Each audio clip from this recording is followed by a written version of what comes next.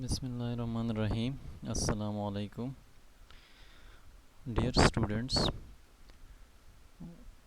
आज मैं बायोलॉजी 9 के यूनिट 1 में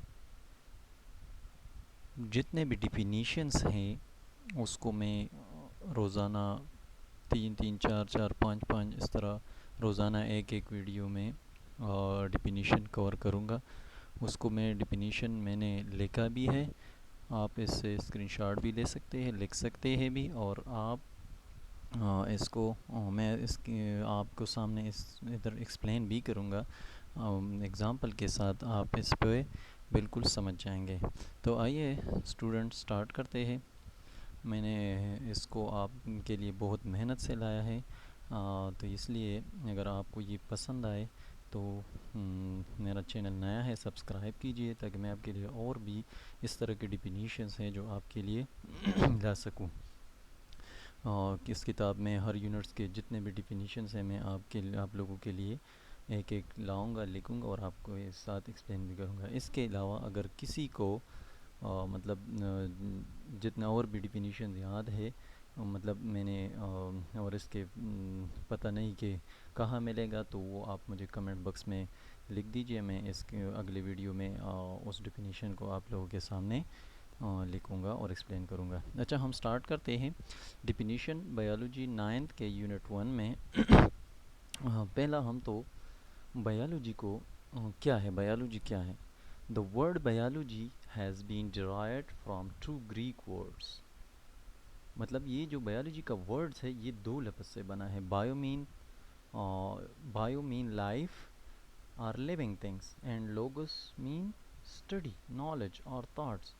तो इसका मतलब ये हुआ कि इस बायोलॉजी में हम जितने भी लिविंग ऑर्गेनिज़म हैं, मतलब इस सरज़मीन पे, इस कायनात पे जितने भी लिविंग ऑर्गेनिज़म हैं, मतलब लिविंग ऑर्गेनिज़म जो लिव करता है, इस तरह और प्लांट्स भी आ सकता है इसमें, और एनिमल भी आ सकता है, वाटर में जो एनिमल्स या प्लांट आ सकते हैं। मतलब जितने भी लिविंग ऑर्गेनिज्म आपको देख सकते हैं, इसकी स्टडी को, कंप्लीट स्टडी को, इसके बारे में नॉलेज हासिल करना, उसके बारे में सोचना, जितने भी स्टडी आप इसके बारे में कर सकते हो, तो उसको हम बायोलॉजी के अंदर करेंगे। तो इसका मतलब हुआ कि बायोलॉजी के जो है वो दो लफ्ज़ से बना है, ग्रीक लेटर्स है। Bios mean life and logos mean to study, मतलब लाइफ की स्टडी को हम बायोलॉजी कहते हैं। अगर हम इसके कंप्लीट डिफिनीशंस के बारे में जाए तो इस तरह डिफिनीशन बायोलॉजी का किस तरह होगा। Biology is the natural science which deals with the study of living organisms.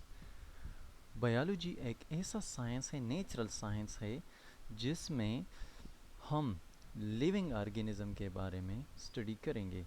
मतलब जितना भी लिविंग ऑर्गेनिज़म है, वो चाहे वो माइक्रोस्कोपिक है, मैक्रोस्कोपिक है, चाहे बड़े हो छोटे हो, सब के बारे में हम स्टडी करेंगे। तो ये हुआ बायोलॉजी का डिफिनीशन।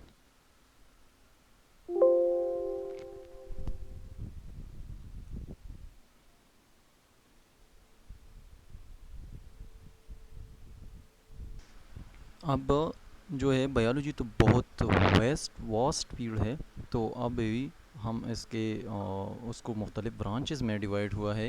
इसके 3 बड़े ब्रांचेस है बायोलॉजी के। एक को कहते हैं बॉटनी, दूसरा जोलॉजी एंड तीसरा जो है microbiology.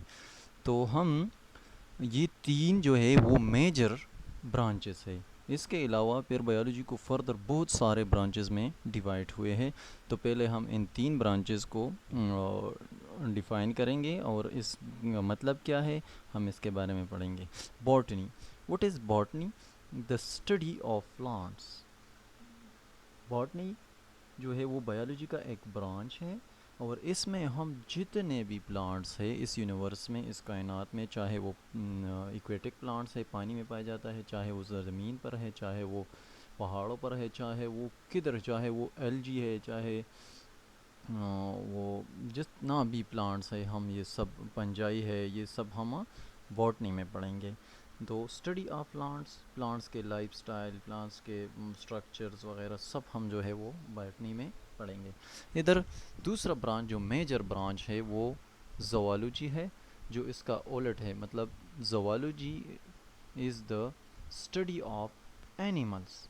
Zoology can be defined as the study of animals, मतलब जितने भी एनिमल्स है, चाहे वो पानी में हो, ज़मीन पर हो, हवा में उड़ते हो, सब जो है इसके स्टडी को, कंप्लीट स्टडी को हम ज़ूलॉजी कहते हैं।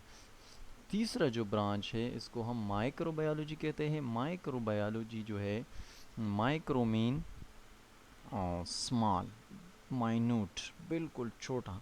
बायोलॉजी, बायोलॉजी को कहते हैं मतलब the study of micro organism. इस ब्रांच में हम बायोलॉजी में जो माइक्रो ऑर्गेनिज्म, माइक्रो ऑर्गेनिज्म किस तरह का ऑर्गेनिज्म होता है, वो ऑर्गेनिज्म जो हमें आम आँख की मदद से नहीं देखा जा सकता, जो हम इसके लिए माइक्रोस्कोप इस्तेमाल करते हैं। हम अपने आँख से उन्हें नहीं देख सकते, हम उसे माइक्रोस्कोप के ज़रिए देख सकते हैं, उसको माइक्रो ऑर्गेनिज्म की। इसकी मिसाल है वायरस है, बैक्टीरिया है, इस तरह संपंजाई भी है, तो हम वो आम आँख की से नहीं देख सकते, तो उसको माइक्रो ऑर्गेनिज्म है। और इस माइक्रो ऑर्गेनिज्म के स्टडी को हम माइक्रोबायोलॉजी कहते हैं। सो माइक्रोबायोलॉजी डिफाइंस, किस तरह डिफिनीशन होगा, the study of micro organism such as viruses and bacteria etcetera.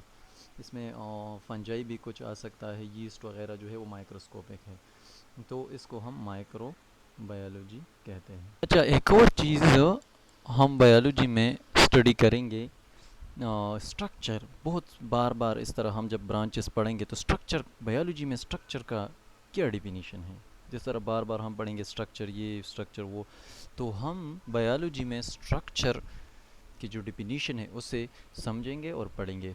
तो देखिए इधर, any part of the living organism that can be seen with the naked eye or with the help of microscope is called structure। समझ गए, मतलब living organism जितने भी है, इसके जो पार्ट तुम्हें नज़र आम आंख से नज़र आया या तुम उसको माइक्रोस्कोप के ज़रिए देख सके, मतलब इसके बॉडी के कोई भी पार्ट, उसके जिस्म के कोई भी पार्ट, चाहे वो प्लांट्स हो चाहे वो एनिमल हो, उसको स्ट्रक्चर कहते हैं।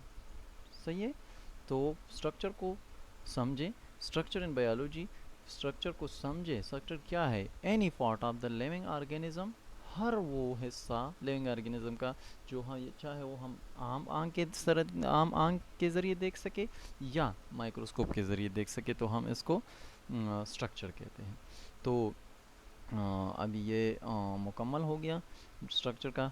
इसके बाद अगले वीडियो में हम जितने भी ब्रांचेस है बायोलॉजी के, स्मॉल ब्रांचेस जो है, और मेजर ब्रांचेस तो हमने 3 पढ़े, उसको हम बारी बारी पढ़ेंगे और इसको एक्सप्लेन भी करेंगे हर एक के साथ। तो अगले वीडियो के लिए तक इजाज़त दें, और मुकम्मल फ़ायदे और मुकम्मल स्टडी हासिल करने के लिए, मुकम्मल समझाने के लिए, तो मेरा चैनल को सब्सक्राइब कीजिए, और इसके ज़रिए मेरा हौसला अफजाई होगी, और फर्दर भी इस तरह के आप लोगों के लिए मज़ीद अच्छे अच्छे वीडियोज़ लाऊँगा। Thanks for watching.